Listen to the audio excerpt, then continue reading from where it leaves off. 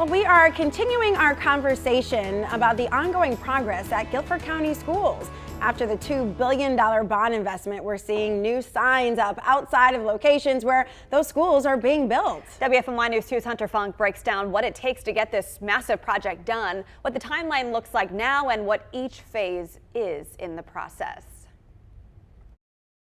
Hire project managers, architects, think about design phases. There's a lot of government process. You don't just pass a bond and start building a school. This is a long project to come to see everything come out of the ground and have the repairs. A lot goes into building one school, but rebuilding and renovating 44 schools and constructing 7 new ones, that's a complete school district transformation.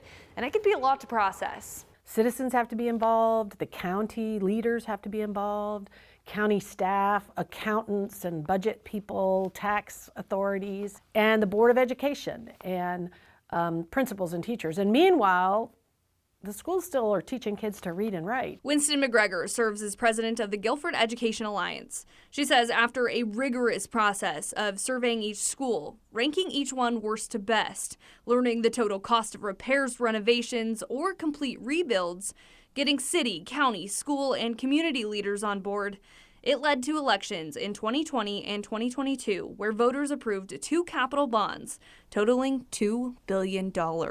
This brings us to where we are today. You flash forward, here we are 8 years later to some degree, and we're making historic investments, but that's been a journey. There are 6 school rebuilds in the works right now. At each site, you'll see one of these signs that says what phase it's in. But what does each phase mean? Well, to make it simple, there's pre-construction and construction. So let's start with pre-construction. The first phase is pre-design. So pre-design is really where we engage not only staff, students, parents, the community, to make sure that these designs are truly what are wanted by that community, if you will, as well as looking at, learning techniques of the future and that sort of thing to make sure that it all comes together from a design perspective. Monty Edwards is an outside contractor and one of the project managers for GCS School construction. He says during this process of meeting with the community, it takes about 2 months. Things like safety, learning spaces, and the overall look and design of the school get brought up for discussion. Everything that we saw and picked up from the pre-design process, we incorporate into the design process. The design process is up next. This is where the experts combine all those ideas into one plan.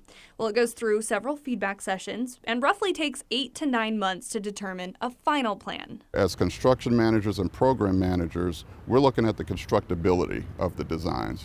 Some architects are visionaries, if you will. But the greatest ideas there, and typically they understand building standards, but every now and then, we'll come in and say, hey, we have to talk about what we can truly build. At that point, the finalized document lets them move into the bid process. So the bid process, it can be long. It depends. This is where Edwards and his team look for the businesses to do the work. The group finds plumbers, engineers, roofers, and everyone needed to build the school. Bids go out, and the group finds the best pricing to get the job done. Edwards says this can be challenging here in the Triad. There are a lot of subcontractors in the marketplace, but there's so much work going on right now in the state that we really have to do a great job of making sure that they see how amazing of a program this is to make sure that they get very interested to bid. Next, it's construction time.